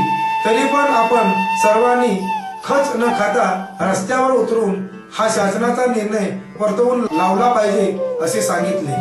परिषदेच्या शेवटी शासनाच्या धान्यापासून दारू निर्मिती प्रस्तावाला विरोध करणारा ठराव एकमताने संमत करण्यात आला। सर्व संघटनांनी मिळून हाती घेतलेला कृती कार्यक्रम महाराष्ट्रात वेगवेगळ्या ठिकाणी संघटनेच्या शिष्टमंडळांनी स्थानिक आमदारांना भेटून त्यांच्या या प्रश्नावरील प्रतिक्रिया घेऊन त्या माध्यमाद्वारे प्रकाशित करणे, 26 जानेवारी रोजी होणाऱ्या गावागावांच्या ग्रामसभेत या धोरणाच्या विरोधातील ठराव संमत करणे, 30 जानेवारी रोजी मुंबईमध्ये 1 दिवसाची लाक्षणीय उपोषण, सह्यांची मोहीम, पोस्ट कार्डद्वारे मोठ्या प्रमाणात व्यक्तिगत पातळीवर लोकांना निषेध व्यक्त करण्यास प्रवृत्त करणे, बनावट दारू कसली चक्क विषच पाजले जाते। काही दिवसापूर्वी सरकारने धान्यापासून दारू तयार करण्यास परवानगी देण्याचा निर्णय घेतला। त्या विरोधात ज्येष्ठ समाजसेवक अण्णा हजारे यांनी उपोषण केले, त्यामुळे सरकारला तो निर्णय थांबवावा लागला। त्यानंतर सरकारने पुन्हा जांभूळ, काजू, चिक्कू यासारख्या फळापासून दारू तयार करण्यास परवानगी देण्याचा विचार सुरू केला। यावर श्री हजारे यांनी मार्मिक प्रतिक्रिया दिली होती। ते म्हणाले, सरकारच्या डोक्यातून दारू काही जात नाही, मात्र दारू तयार करण्यासाठी सरकार जेवढा विचार करीत नसेल तेवढा या क्षेत्रातील लोक करीत असल्याचे दिसते। धान्य, फळे किंवा अन्य महागडे साहित्य दूरच पाण्यात घातक रसायने मिसळून बनावट दारू तयार करण्याचे तंत्र त्यांनी शोधून काढले आहे। नगरमध्ये घालण्यात आलेल्या छाप्यात लाखो रुपयांची अशी बनावट दारू पकडण्यात आली। त्यातील रसायने ती तयार करण्याची पद्धत पाहिली तर ती बनावट दारू नाही तर एक प्रकारचे विषच म्हणावे लागेल। हा विषय विकण्याचा धंदा जोरात सुरू असून पोलिसांना खूप उशिरा त्याची माहिती मिळाली। सहनशील नगरकर इतर अन्याय सहन करतात तसे ही दारू सुद्धा पचवत होते हे विशेष म्हणावे लागेल. अवैध धंद्यात पैसा कमवायचा आणि त्या जोरावर सत्ता मिळून आणखी पैसा मिळवायचा. अवैध धंद्यातून लोकांच्या माथी काही मारायचे व सत्ता मिळाल्यावर त्यांच्या तोंडाचा धास मिरवून घेऊन आपले खिसे भरायचे. असे दुहेरी लूट आपल्याकडे चालते. राजकारणी मंडळी आणि पोलिसी अशा लोकांकडे त्यांच्याकडून मिळणाऱ्या लाभामुळे गप्प बसतात. गेल्या काही दिवसापासून नगर शहर व परिसरात मोठ्या प्रमाणात अवैध धंदे उघडकीस आले आहेत. परीक्षाधीन पोलीस अधीक्षक ज्योतिप्रिया सिंग यांनी धडक मोहीम सुरू केली. त्यामुळे नागरिकांमधून त्यांचे कौतुक होत आहे. यापूर्वी अनेक परिवीक्षाधीन अधिकाऱ्यांनी अशीच कारकीर्द गाजवली आहे. यात एकही गंमत अशी आहे की पोलीस अधिकारी जोपर्यंत परिवीक्षाधीन म्हणून काम करतात तोपर्यंत अशी कारवाई केली जाते. ते जेव्हा मुख्य प्रवाहात येतात त्यावेळी त्यांचा जुन्या खाक्या कोठे जातो हेच कळत नाही. अशी उदाहरणे नगर जिल्ह्यात अनुभवायला मिळाली आहेत. इतर अवैध धंद्यापेक्षा गेल्या आठवड्यात नगरमध्ये पकडण्यात आलेली बनावट दारू सर्वात घातक ठरली आहे. लोकांच्या जीवनमरणाशी हा खेळ आहे. विपरीत पाणी आणि इतर रसायने वापरून तयार केलेली दारू विषापेक्षा कमी नाही. कित्येक दिवस असली म्हणून ही नकली दारू लोकांना पाजली जात होती. नगरला लष्करी क्षेत्र मोठे आहे. तेथील कॅन्टीन मधून लष्करी अधिकारी जवानांसाठी असलेली दारू चोरट्या मार्गाने बाहेर आणून विकली जात आहे. फक्त लष्करी अधिकाऱ्यांसाठीच असा कंपनीकडून शिक्का मारून आलेल्या दारूवर मद्यपीचा मोठा विश्वास, त्यामुळे तिला मागणी जास्त. तरीही सर्व ढाब्यावर आणि हॉटेलमधून अशी दारू हवी तेवढी मिळत होती. मुळात नगरच्या लष्करी क्षेत्राचा कोटा किती, दारू यायची किती आणि त्यातील बाहेर विक्रीसाठी यायची किती असे असूनही सर्वत्र ती मुबलक प्रमाणात कशी मिळायची याचा विचारच कोणी करत नव्हते. या प्रश्नांची उत्तरे त्या दिवशी तारकपूरमध्ये घालण्यात आलेल्या छाप्यातून मिळाली. लष्कर अधिकाऱ्यासाठी असलेल्या दारूच्या बाटल्यावर असते तसे हुबेहूब लेबल तयार करून नकली दारू विकली जात होती. म्हणजे कित्येक लोकांनी खास लष्करी दारू म्हणून जे काही सेवन केले ती बनावट दारू होती. दुसरी क्रेज आहे ती दमनच्या दारूची. स्वस्तात मिळणारी ही दारू इकडे आणून महागात विकली जाते आणि या बनावट दारू तयार करणाऱ्यांनी, ढालेवाल्यांनी आणि ग्राहकांची फसवणूक करीत दमनची लेबले लावून त्या बाटल्यातून बनावट दारूची विक्री केली. त्यामुळे यापूर्वी दमनची दारू म्हणजे जे काही छापे पडले ती तरी खरेच दमनची दारू होती का असा प्रश्न पडतो. लोकांच्या आरोग्याशी खेळण्याचा हा प्रकार सुरू असताना प्रशासनातील कोणाही घटकाला त्याची जाणीव मिळू नये ही नवलच म्हणावी लागेल. ज्यांना माहीत असूनही लाभापोटी त्यांनी ती दडवली त्यांना अधिकारी तर नव्हेच पण माणूस म्हणणेही योग्य ठरणार नाही. धान्यापासून दारू गाळण्यास उच्च न्यायालयाची संमती. ज्वारी हे महाराष्ट्रातील मुख्य धान्य नाही, त्यामुळे ज्वारीपासून दारू गाळली तर शेतकऱ्यांचा फायदा असे उच्च न्यायालयात म्हणत असेल तर आनंदी आनंद आहे. आजही महाराष्ट्रामध्ये सगळीकडे ज्वारीच्या भाकरीच वर्षभर खातात आणि गव्हाच्या पिठाचा उपयोग फक्त सणासुदीच्या दिवशी करतात. विशेषतः मराठवाड्यात म्हणजे लातूर, सोलापूर, औरंगाबाद, नांदेड, बीड या भागात सगळीकडे ज्वारीच अधिक वापरतात, कारण ती तिकडे अधिक पिकते. त्यामुळे सामान्य लोकांना गव्हापेक्षा ज्वारी परवडते. ज्वारीपासून दारू गाळण्याचा कारखाना लातूर मध्ये माननीय माजी मुख्यमंत्र्यांनी आपल्या 2 नंबरच्या मुलाच्या नावावर टाकला आहे. गेली 4 ते 5 वर्षे त्यातून त्यांनी कोट्यावधी रुपये सुद्धा कमावले आहेत. म्हणजे 2 नंबरच्या मुलाला नावावर 2 नंबरचा धंदा टाकून 2 नंबरचा माल पण खूप कमावला आहे. केंद्रीय अवजड उद्योग मंत्र्यांनी म्हणजे याचा फायदा नक्कीच कोणाला ते सुज्ञान सांगायला नको. नांदेडमध्ये पण निघतोय वाटतंय तसा कारखाना. आता जर उच्च न्यायालयानेच पण परवानगी दिली म्हणजे उजळ माथ्याने लोकांच्या तोंडाचा घास पळवून 2 नंबरचा धंदा टाकून हे लोक कायदेशीररित्या दारू गळणार. शेतकऱ्याकडून धान्य अत्यंत कमी भावात घेणार, निर्यातीस योग्य अशी दारू तयार करणार आणि जास्त भावाने ती परदेशात विकणार. निकृष्ट दर्जाची दारू आहेच शेतकरी आणि सामान्य लोकांसाठी, कारण त्यांना धान्य खाण्याऐवजी दारूच प्यायला लागेल. शेतकरी आत्महत्या पण करणार नाही, कारण हळूहळू रोगग्रस्त होऊन तो आपोआपच मरतील. उच्च न्यायालयाचा तरी केवढा दुष्परिणाम. दारू सोडण्याच्या आमिषाने फसवणूक, डॉक्टरसह 1 जण ताब्यात. दारू सोडण्याच्या आमिषाने भरमसाठ पैसे उकळून औषधे देणाऱ्या आयुर्वेदिक डॉक्टराचा पर्दाफाश महाराष्ट्र अंधश्रद्धा निर्मूलन समितीने केला असून त्याला पोलिसांच्या स्वाधीन केले। पुन्हा नागरिकांची फसवणूक करणार नाही असा लेखी दबाव त्यावर सोडण्यात आले। चाकण येथील एका बड्या हॉटेलात डॉक्टर गणेश राणे नामक डॉक्टरने आपला कॅम्प लावला होता।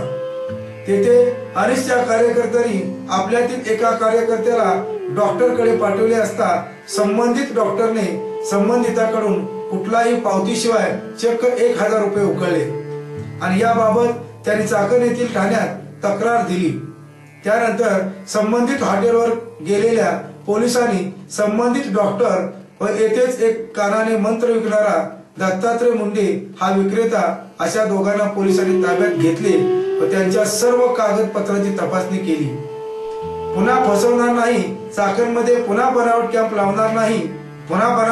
लावणार नाही अशा जबाबावर त्यांना सोडून देण्यात आले आहे। यावेळी महाराष्ट्र अंधश्रद्धा निर्मूलन समितीने प्रधान सचिव मिलिंद देशमुख, चाकणचे अनिष्ट कार्यकर्ते मनोहर शेवकरी, धनंजय शेवकरी, विलास बारवकर, रमा होलावळे, पल्लवी सवाखंडे, छाया परदेशी, सुशील शेवकरी, भरत होलावळे, श्रीराम नरावळे आदी उपस्थित होते। याबाबत मिलिंद देशमुख यांनी सांगितले की दारूचे व्यसन हा एक प्रकारचा मानसिक आजार असून व्यसनी व्यक्तींच्या अपरोक्ष त्याला हे औषध देणे गरजेचे असून अशा प्रकारचे कुठलेही औषध अद्याप तयार झाले नाही। केवळ सामान्यांची दिशाभूल करून त्यांना गंडा घालण्याचा हा प्रकार बेकायदेशीर आहे। लोकांची दिशाभूल करणाऱ्या अशा प्रकाराबाबत कडक कायदे केले गेले तर संबंधितांना जबर बसून असे प्रकार घडणार नाहीत। दारू समाज अवजोक्तीचे कारण। महात्मा गांधी यांनी भारतीय समाजाचे निरीक्षण करून काही महत्त्वाच्या चळवळी सुरू केल्या होत्या। त्यातील दारूबंदी ही सर्वात महत्त्वाची चळवळ। स्वातंत्र्यवेळेच्या काळात असहकार, सविनय कायदेभंग, मिठाचा सत्याग्रह, स्वदेशीचा वापर इत्यादी चळवळींचा प्रभाव जनमानसावर पडला। मात्र दारूबंदी हा विषय मात्र गांधी तत्वज्ञानाचा एक भाग बनला व सच्चे गांधीवादी सोडता इतरांनी तो फारसा गांभीर्याने घेतला नाही। आता तर सध्याच्या नव्या पाश्चिमात्य संस्कृतीच्या लोंढ्यातच दारूला विलक्षण प्रतिष्ठा प्राप्त झालेली आहे। सरकारने देखील दारूबंदी खाते निर्माण केले खरे, मात्र त्याकडे उत्पन्नाची बाब म्हणून पाहिले। दारू दुकानाचा परवाना, दारू पिण्याचा परवाना, विदेशी दारूवर कर इत्यादी मार्गाने पैसे मिळवणे हेच महत्त्वाचे कार्य या खात्याकडे राहिले। दारूच्या व्यसनामुळे भ्रामक सुखाची चटक लागणे, सर्व दुःखाचा विसर पडतो, पैशाचा व तब्येतीचा नाश होतो याचे भान राहत नाही। कर्जात दिवसेंदिवस अधिक बुडण्याची पाळी येते। कौटुंबिक स्वास्थ्य संपते, त्यांच्या आशा आकांक्षेचा चक्काचूर होतो आणि विषमता, जाती धर्माची विषमता, शोषण करणारी सरंजामशाही वृत्ती याविरुद्ध आवाज उठवण्याचे बळ राहत नाही। एवढेच नाही तर पैशाच्या लोभाने याविरुद्ध लढणाऱ्या समाजसेवकांना नेस्तनाबूत करण्याच्या कार्यात धनदांड्यांना मदत करण्यात कमीपणा वाटत नाही। जग हे गरीब माणसाच्या बाबतीत फार क्रूर असते। श्रीमंताचे 1000 गुन्हेही समजावून चालून घेते, मात्र गरिबाचा एक गुन्हा समाजाच्या रोषाचे कारण बनते। केवळ श्रीमंतच नव्हे तर त्यासारखे गरीब लोकही अशा गुन्हेगाराला शिक्षा देण्यास अग्रेसर असतात। आपण त्यातले नाही हे त्यांना समजायला दाखवून द्यायचे असते। या शिक्षेमुळे त्यांनी गुन्हेगारी संपेल अशी त्यांची कल्पना असते, मात्र गुन्हेगारीचा शिक्का त्यांच्यावर बसल्यावर सारे जग त्यांच्याकडे तुच्छतेने गुन्हेगार म्हणून बघते। यासाठी गरीब माणसाने जास्तीत जास्त संयम व सहनशीलता दाखवण्याची गरज असते, पण एवढी विवेक शक्ती त्यांच्या अंगात नसते। संताप, उलट उत्तर, मारामारी यासारख्या त्यांच्या प्रतिक्रिया आगीत तेल ओततात। पूर्वीचा आरोप त्यामुळे अधिक रूढ होतो। पोलिसही हात धुवून मागे लागतात, त्याच्याकडे पैसे उकळण्याचे प्रयत्न करतात। साहजिकच सर्व बाजूने कात्रीत सापडलेली ही व्यक्ती पुन्हा गुन्हा करण्यास प्रवृत्त होते। गरिबी, दुःख, अगतिकता, नैराश्य यापासून सुटका मिळवण्यासाठी गरीब माणूस दारूला जवळ करतो, पण एकदा दारूची सवय लागली की ती त्याला गुलाम बनवते। अशा दारूच्या नशेत उसने अवसान घेऊन पुन्हा गुन्हा करतो। गुन्हा करणाऱ्याला त्याची शुद्ध नसते, नंतर फार उशीर झालेला असतो आणि गुन्ह्याचे दुष्ट चक्र त्यांच्या मागे लागते व तो व त्याचे कुटुंब रसात आळायला लागते। श्रीमंतांनी दारू पिण्यास हरकत नाही असे माझे म्हणणे अजिबात नाही। दारूने सर्वांचेच नुकसान होते, मात्र शिक्षण, नोकरी, पैसा यामुळे त्यांच्यावर गरिबा इतके संकट कोसळत नाही. माझ्या अगदी जवळचे नातेवाईक यांचा सोन्यासारखा संसार दारूमुळे उद्ध्वस्त होऊन त्यांना आपला जीव गमवावा लागला. हे उदाहरण माझ्या डोळ्यासमोर आहे. त्याचप्रमाणे प्रतिष्ठेपायी या बिझनेसच्या नावाखाली सुरू केलेल्या दारू पार्ट्यापासून वेळीच सावध होऊन पासून सुटका करून आपला संसार व व्यवसाय सावरण्याची उदाहरणे माझ्या माहित आहे. मात्र गरीब दारूच्या आहारी गेल्यावर परत सुधारायला याचे उदाहरण मात्र दुर्दैवाचे असून माझ्या पाहण्यात आले नाही. यासाठी गरीब माणसाने तरी दारूपासून कटाक्षाने दूर राहिले पाहिजे. कोणी नातेवाईक वा मित्र दारूच्या आहारी गेला असेल तर त्याला वाळीत न टाकता सुधारण्याचा प्रयत्न केला पाहिजे. समाजात स्थैर्य व सुबत्ता यायची असेल तर दारूला दूर लोटले पाहिजे. मद्यपान विरोध 1992 मध्ये स्त्रियांनी चालवलेल्या दारूबंदी चळवळीमुळे भारतातील आंध्र प्रदेश राज्यात सर्व प्रकारच्या दारूची विक्री आणि वापर एक दखलपात्र गुन्हा ठरवण्यात आला आहे. या आधी सरकारने वरुण वाहिनी धोरणाला समर्थन दिले होते आणि त्यामुळे ग्रामीण क्षेत्रामध्ये अरक नावाच्या पेयाची मोठ्या प्रमाणावर विक्री होती. या नीतीमुळे 1991 ते 92 मध्ये राज्यपाल उत्पादन शुल्काच्या स्वरूपात त्यांच्या वार्षिक अंदाजपत्रकाच्या 10% पेक्षा जास्त महसूल मिळाला. राजनैतिक पक्षाने देखील मद्य उद्योगातर्फे चाणाक्षपणे करण्यात आलेल्या आणि योगदानाद्वारे पोचण्यात आले. तथापि सरकारकडून लावण्यात आलेल्या निषेधाबाबत तपास चालू आहे. स्त्रियांच्या संघर्षाचा राजनैतिक प्रभाव स्पष्ट आहे. हा संघर्ष स्त्रियांच्या वैयक्तिक गटाने अरक आपल्या भागातून बाहेर ठेवण्याचे प्रयत्न केल्यानंतर सुरू झाला. स्त्रिया अरकमुळे त्यांच्या जीवनाचा विनाश घडून येण्याच्या आपल्या नेहमीच्या अनुभवामुळे दलामध्ये सामील झाल्या आणि कारण सरकारद्वारे वित्त घोषित साक्षरता मोहीम गैर प्रकारची संघटनातर्फे चालवण्यात येत होती. 20% अपघात दारूच्या प्रभावाने होतात. गुन्ह्यामागे दारू हा एक महत्वाचा घटक असतो. व्यक्तिगत व कौटुंबिक दृष्ट्या दारूमुळे अतोनात नुकसान होते. परिणामी सामाजिक नुकसान होते. हृदयाला थोड्या मद्यार्काचा फायदा होतो असे दिसले आहे. मात्रा वाढेल त्याप्रमाणे नुकसान होत जाते. अतिरक्तदाब, हृदयविकार, रक्तवाहिन्या फुटणे, इतर धोका मद्यार्काला ज्यादा मात्रेप्रमाणे वाढत जातो. अनेक व्यक्ती कमी अधिक प्रमाणात मद्यपान करतात.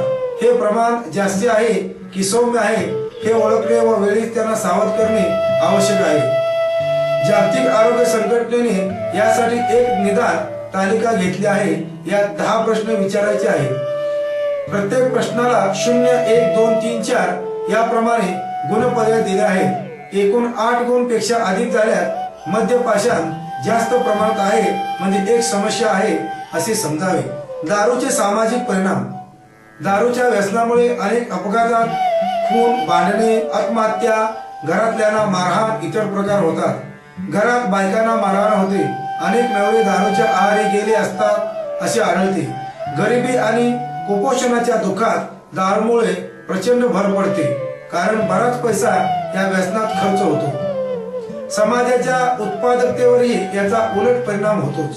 दारूत होणाऱ्या भेसळीची वेगळीच समस्या आहे. दारूत अनेक प्रकारचे पदार्थ भेसळ केले जातात. दवाखान्यात लागणाऱ्या शिरींमध्ये थोडे मिथिल अल्कोहोल मिसळले असते, त्यामुळे अंधत्व, झटक्याने मृत्यू येऊ शकतो. खोपडी, अरक, लठ्ठा, नवटांका वगैरे प्रकाराने दरवर्षी शेकडो मृत्यू होतात. आयुर्वेदिक औषधे म्हणून कडक दारू खपवण्याचा प्रयत्न बरीच वर्षे चालू होता. त्याने अनेक मृत्यू झाले आहेत. अल्कोहोल हे मूळचे औषध खरे आणि अनेक कलावंतांनी ती प्रेरणाही असते, पण आता हे एक सामाजिक संकट म्हणून उभे आहे. प्रगती खुटलेल्या गरीब समाजात तर त्याचा जाच आणि प्रभाव वाढतच आहे. दारूबंदी आणि दारूमुक्ती चळवळी. दारूबंदी चळवळीचा संबंध महात्मा गांधी पासून आहे. गांधीजींनी दारूबंदी ही अनिवार्य मानली, सत्याग्रह केले, म्हणून स्वातंत्र्यानंतर लाक्षणिकरित्या गुजरातमध्ये दारूबंदी चालू झाली.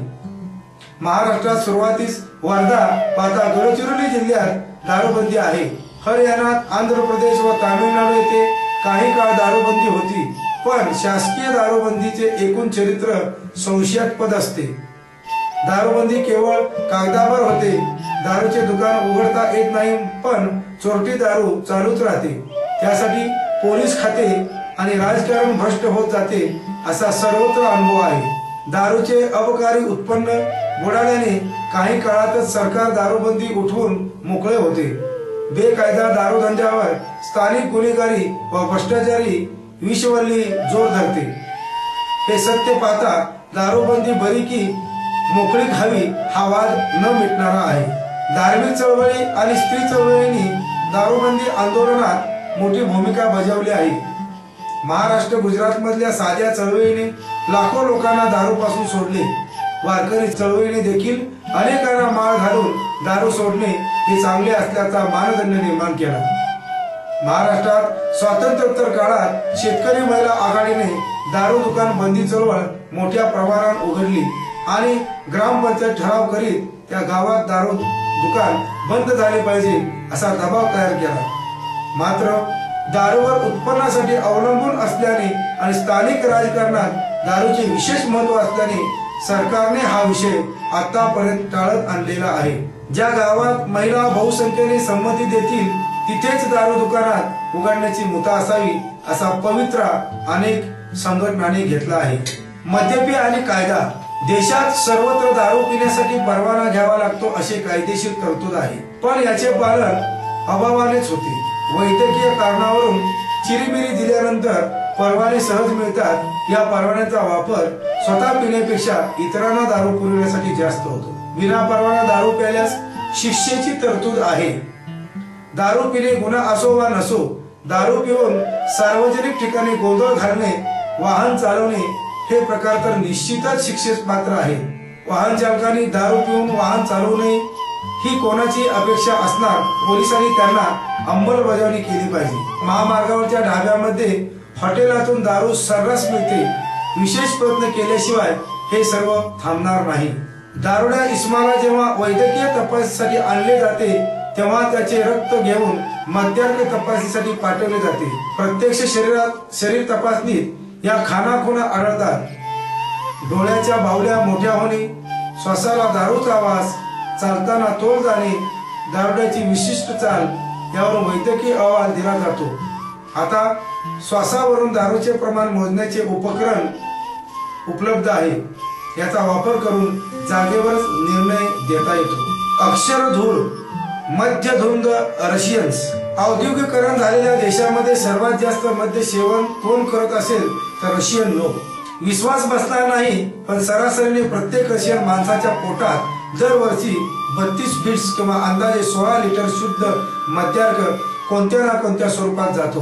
गेल्या काही शतकात मद्य हे प्रत्येक सर्वसाधारण रशियन माणसाच्या सामाजिक, राजकीय आणि आर्थिक जीवनाचे अविभाज्य अंग बनले आहे। रशियन माणूस जन्माला आल्यापासून मरेपर्यंत त्यांच्या आयुष्यातील प्रत्येक घटना ओळखा या मद्याच्या साक्षीनेच साजरी होते। मग तो लग्न समारंभ असो, नवीन ओळख असो किंवा जुन्या मित्राची परत झालेली भेट असो, नवीन खरेदी असो किंवा विक्री असो, फायदा झालेला असो किंवा तोटा झालेला असो, कोणाशी भांडण झालेले असो किंवा मनोमिलन असो। 1000 वर्षापूर्वी रशियाच्या राजघराण्याच्या ग्रँड प्रिन्स व्लादिमीर याने तर सांगून टाकले होते की मद्यपान हा रशियाच्या जीवनातला खरा आनंद आहे। रशियन राजघराण्याचे ख्रिश्चन धर्म अधिकृत म्हणून स्वीकारण्यामागे बहुधा हेच कारण असावे की हा धर्म मद्यपान निश्चित मानत नाही।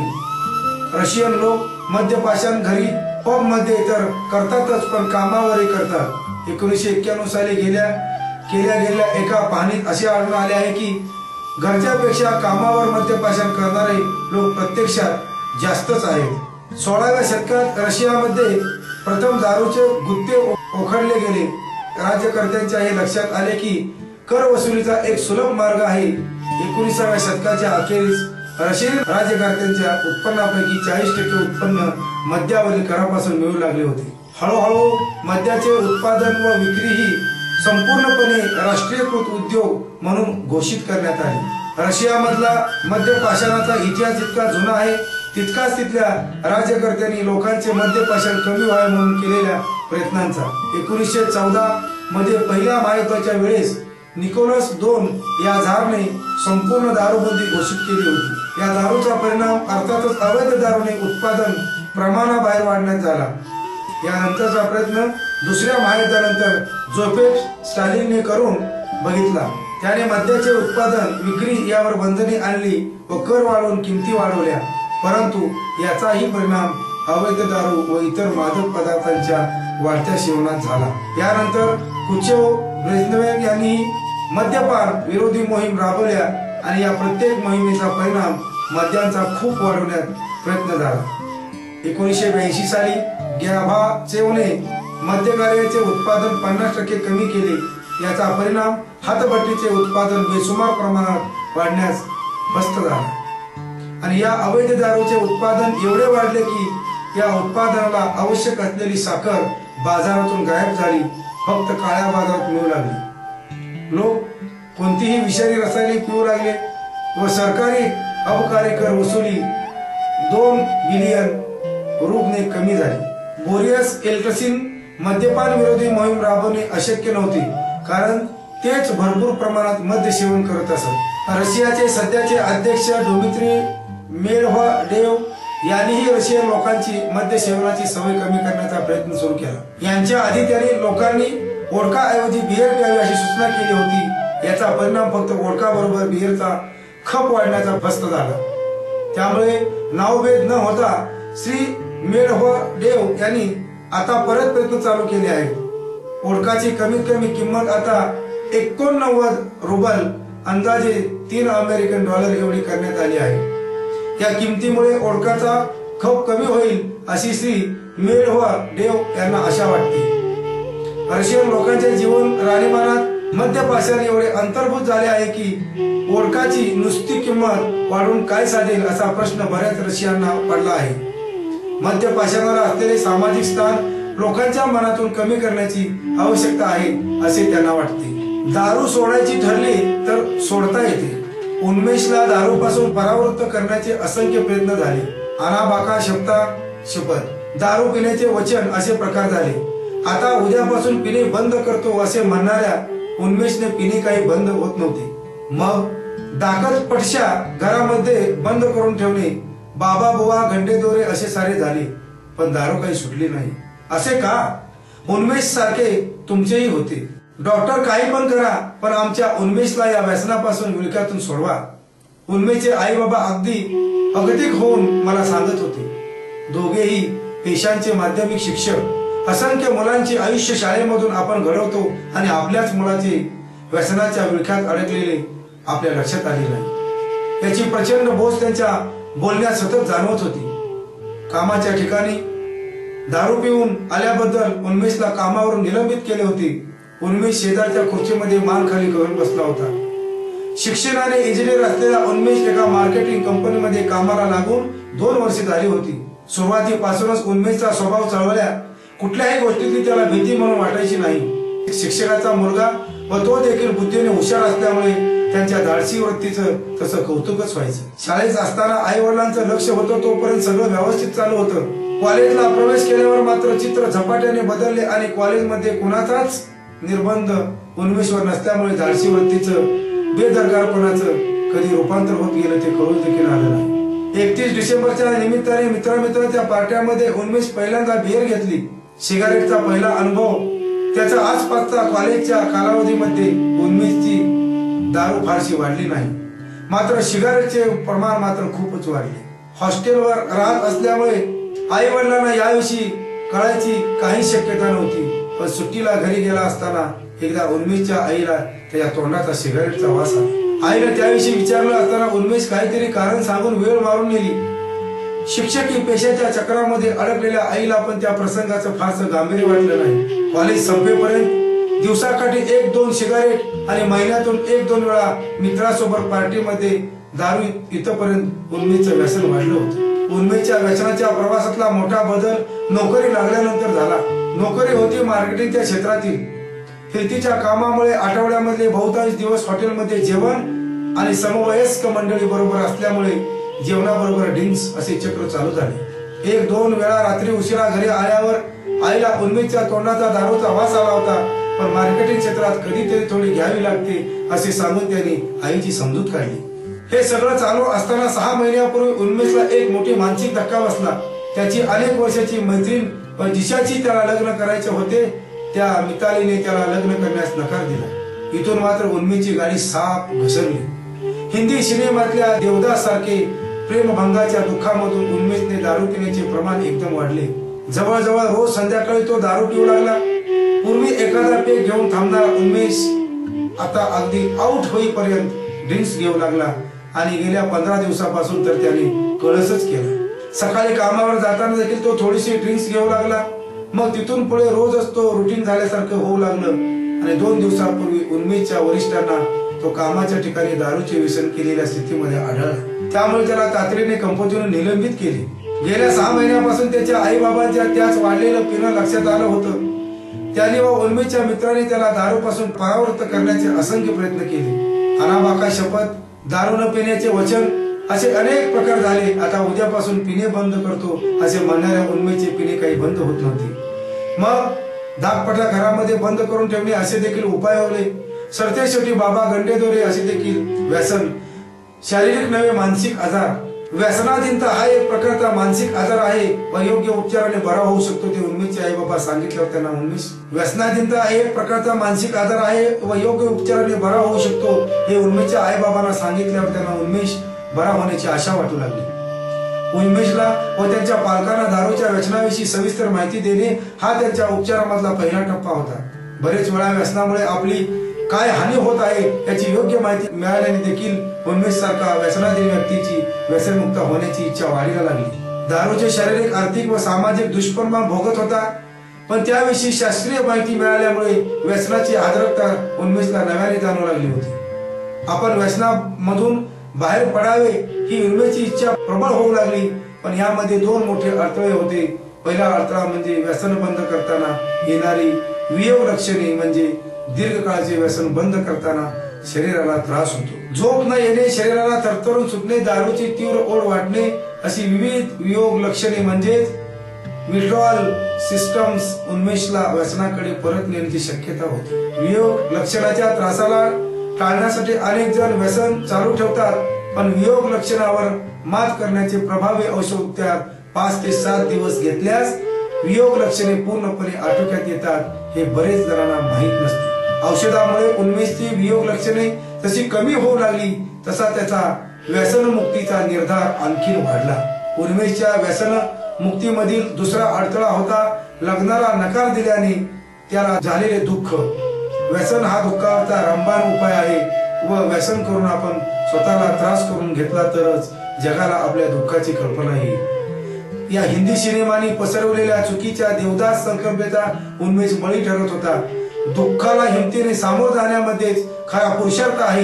जोडीदाराची निवड एकदा चुकली तर पुढच्या वेळी त्यामधून आपण काही धडे शिकून आपण अधिक चांगली निवड व शक्यतो करू शकतो हे समुपदेशामधून उन्मेषच्या लक्षात येऊ लागले। तसा त्याचा व्यसनमुक्तीचा हुरूप आणखी वाढला। उन्मेषच्या आई बाबांना त्याची उपचारामधील भूमिका समजावून देणे हा देखील उन्मेषच्या उपचाराचा महत्वाचा भाग होता। टीका करून, थकवा दाग दाखवून आजार बरा होत नाही तर उन्मेषच्या आई बाबांच्या लक्षात येऊ लागले। व्यसनमुक्तीच्या प्रवासामध्ये उन्मेषला सर्वतोपरी आधार देण्याची भूमिका त्यांनी घेतली। समुपदेशनाच्या प्रक्रियेतून हळूहळू चित्र पालटले। उन्मेष पहिल्यांदा परिवर्तनाला आला त्याला आता 1.5 वर्षापेक्षा जास्त काळ झाला। या 1.5 वर्षामध्ये त्याने दारूला तर स्पर्शच केला नाही, पण सिगारेट देखील सोडली आहे। दारू पिण्याची इच्छा त्याला होतच नाही असे नाही, पण पिण्याची इच्छा झाली तर काय करायचे याचे प्रशिक्षण त्याला परिवर्तन मध्ये मिळाले। व्यसनमुक्त झाल्यावर कंपनी देखील त्याला परत कामावर घेतले आहे। आपण शिक्षक असून आपला मुलगा व्यसनाधीन झाला ही उन्मेषच्या आई बाबांची बोझ अतिशय बरीच कमी झाली आहे। 4 महिन्यापूर्वी ते दोघे रिटायर झाले। उन्मेष सारखी इतर मुले व्यसनाच्या आहारी जाऊ नये म्हणून ते परिवर्तनच्या मतीने समाजामध्ये प्रबोधनाचे